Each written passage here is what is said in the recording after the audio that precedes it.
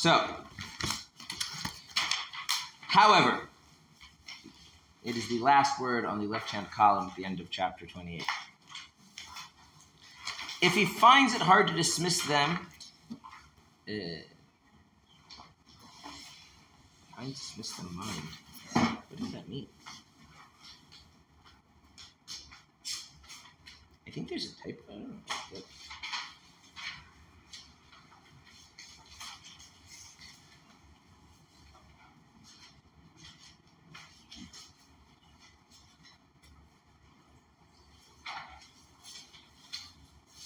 okay. I'm not really sure how that's supposed to read. If he finds it hard to dismiss them mind with great intensity. Feels like there's words missing there, no? Okay, well, in the Hebrew, that's not what it says. In the Hebrew, it says,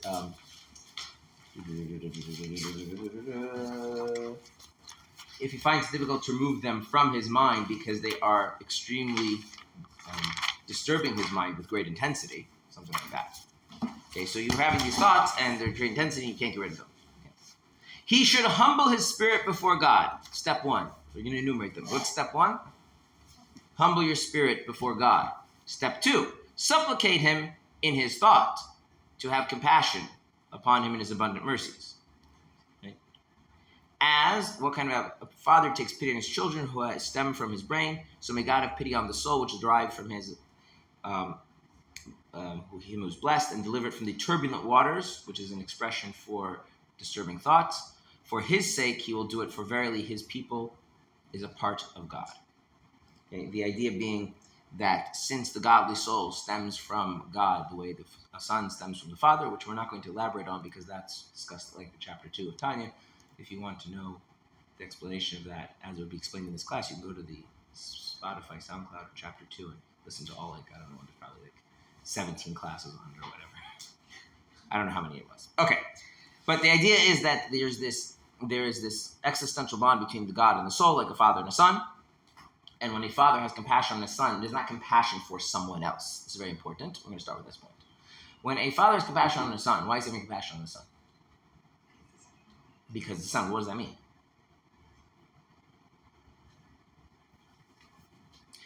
One's son is a continuation of himself. Okay. I do not want to spend a long time on this. So there is an idea. I do not know. I'm going to be agnostic about to what degree this is true about women, but it is definitely true about men. Men have this sense that, how should I put this? They're supposed to be immortal. Now, is anybody immortal? No. So how can you be immortal? Yeah. Okay. And so this idea that in a certain sense is that the deepest identity of the person, their name, their heritage, their values, right? They want their son to carry that on because in a certain sense they see their son as the continuation of their own being. Okay.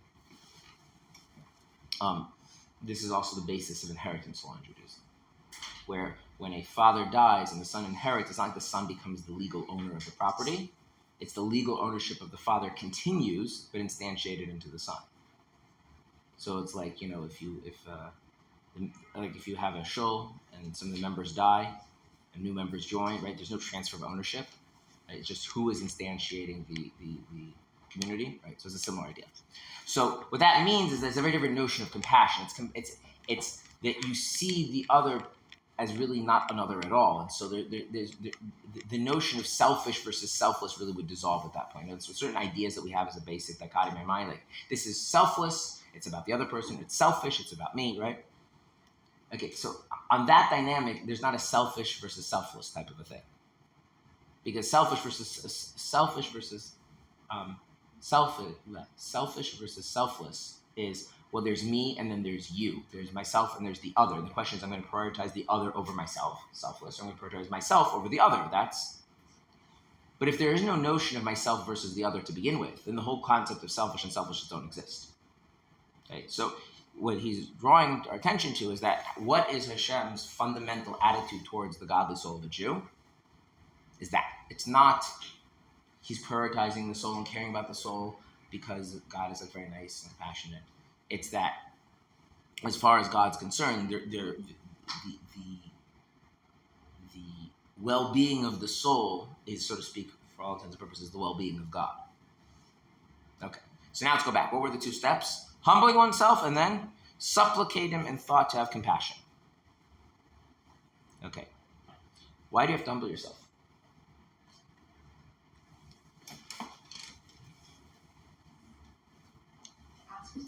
To ask for something. Okay, there's a certain level of humbling. Let's go deeper. You can ask and not be humble enough. Okay? It doesn't say ask, does it? What's the English word? Supplicate. The Hebrew word is v'yischanen. What is to supplicate? Or more than one the Hebrew. What does v'yischanen mean? Free gift. Yes. You are asking for something. Okay? You are asking for something. And there's a sort of few things that go into this. Number one, you need it. This is not bonus. You really need it. Number two, you can't provide it for yourself. Number three, somebody else can provide it. Number four, they don't owe it to you.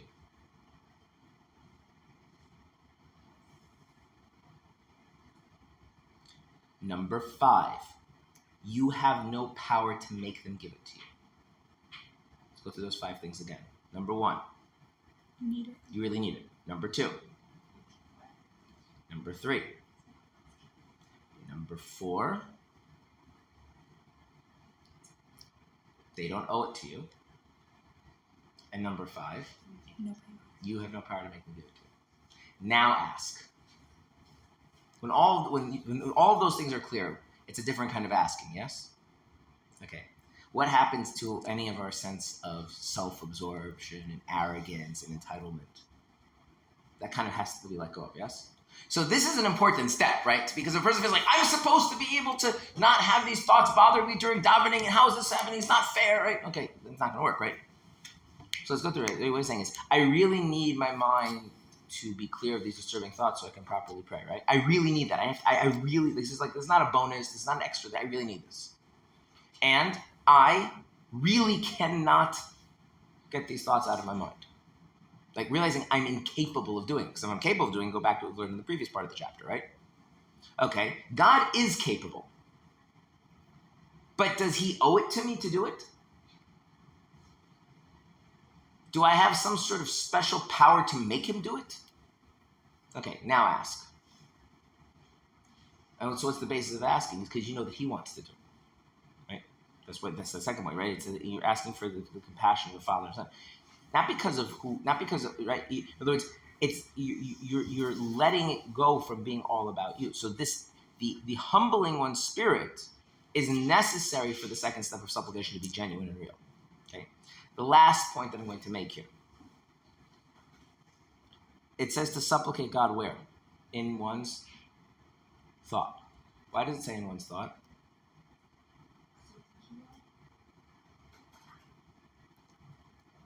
That's where it's happening. You want? Why don't I just say it out loud? Why don't I say, God, please help me get rid of these thoughts? Okay, so one can make the argument because you're in the middle of a driving and can't interrupt, but that's not always true. Sometimes you can actually say other things. What if you're in a part where you're allowed to talk?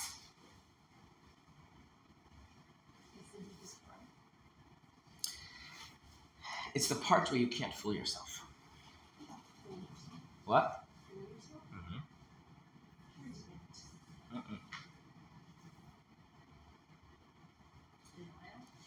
No. I know. Denial that's not what I mean. What I mean to say is like this, yeah? Okay.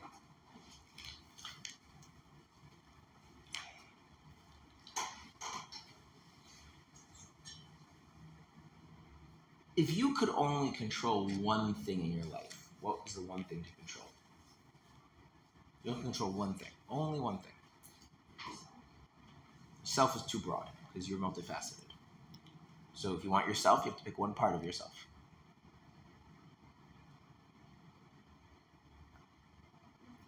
Your thoughts. If you control your thoughts, everything else follows. On the other hand, when you bypass your thoughts, which we do a lot, we can achieve many interesting things, but we can also fool ourselves. I like to use this analogy to illustrate this. Davening, prayer in general, is a mitzvah fundamentally of thought, even though we're halachically required to say the words, but it's fundamentally a mitzvah of thought. It's having a sense of, being in the presence of God and requesting your needs and all these good things. So, God forbid this should happen to anybody, but there are people who are not able to talk. There's a shliach named Yitzi Horowitz. You heard of him? He's deaf. No. He has ALS. So he can move his eyes. That's it. Now, I do not know him personally, so this is just what I know generally out there. But a family member a friend puts tefillin on him every day, and he davens. He writes Torah articles with the computer thing in the eyes. But here's the thing, so the person puts the tefillin on him, right? Now, Jewish men, they've got to say a decent part of the siddur. They put on the tefillin, they say the words, right? And you're not gonna not daven because that's not okay. But you can go through the words and your mind goes somewhere else or whatever because or you kind of half paying attention or whatever. If you can't speak, God forbid, you can't move your body, you can't sway, you cannot do anything that physically manifests what's going on. So you're confronted with the very stark reality. Either you mentally did what's called in the Sage of the service of the heart, of really trying to come to terms with God's presence, or you didn't. You can't really, a person who can speak and who can move, he puts on his tefillin, right? He says the words, he sways back and forth, closes his eyes, he feels very excited, and then okay. But if you don't have any of that, and your mind was somewhere else, then that's all there was, right?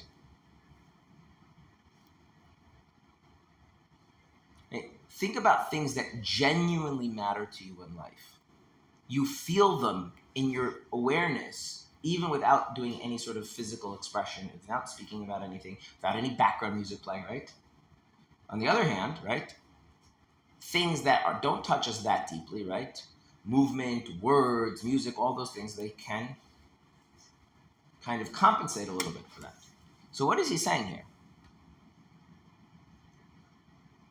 If you are really at the point where something is bothering you that deeply that you cannot just let it go and focus on the davening, and again, it's a matter of it doesn't happen easily. You have to come back to it, right? But you're just not able to do it at all, right? In order to really supplicate Hashem for compassion, that has to touch you where?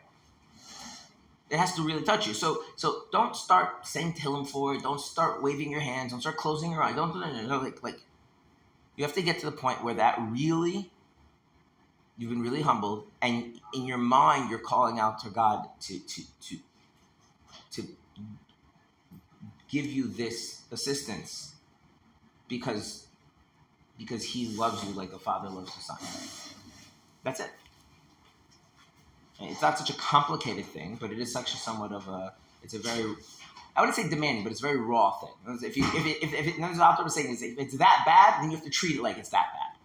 And if you can't treat it like it's that bad, then probably it's because you're just not putting in the effort to refocus. Does this make sense? Questions? All right, well, we finished.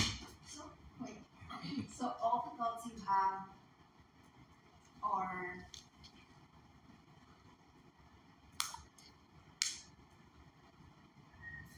true to yourself?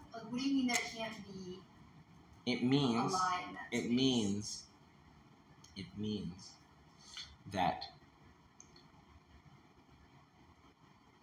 the idea that we can be absent-minded and distracted about things is very much because we're interacting in the external world. I mean, you can do this things out, right? Sit quietly, close your eyes, right? Or do the focus. You start to realize there's all sorts of stuff happening in your mind. You start to become aware of it. You can do as well. The more a person is gauged entirely internally, I don't mean to say that there are then in other words like this. If you want to distract yourself, right? and you're not going to do anything engaging with the outside world. You're not going to look at anything, you're going to read anything, or talk to anybody, you're not going to listen to music. You're going to distract yourself. You're going to have to find some thought that you can totally immerse yourself into so that you're distracted from something else. Well, if that's a thought you can totally immerse yourself into, that itself is something real about you. You see what I'm saying? Like your ability to put your mind somewhere and when you don't have external stimulus, then the only thing you have working through is from within yourself. So if your mind is racing all over, because a lot of things are going over, if your mind is focusing on one thing and solving on one thing, that's because you connect to that one thing in some way. It doesn't mean all of you. But you can't say oh, I did this thing and I was really into it or whatever, if all you have is thought. If all you have is thought and you weren't into it, you know you weren't into it. But if you have behaviors, if you have other stuff going on, that if you're going back to davening, if you're saying the words and you're singing and you're moving, right?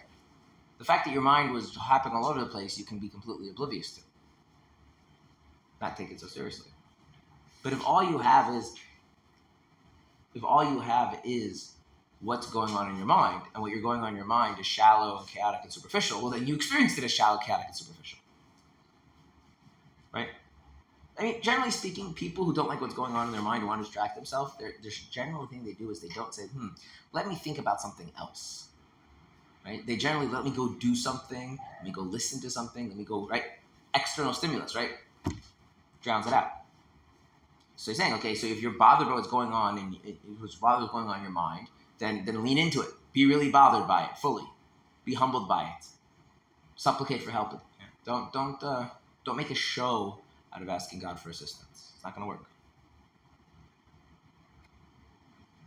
And if that you can't lean that deeply into it, then probably you really could focus more on what you're doing, and you're just probably being a little bit lazy because it's hard, which is true.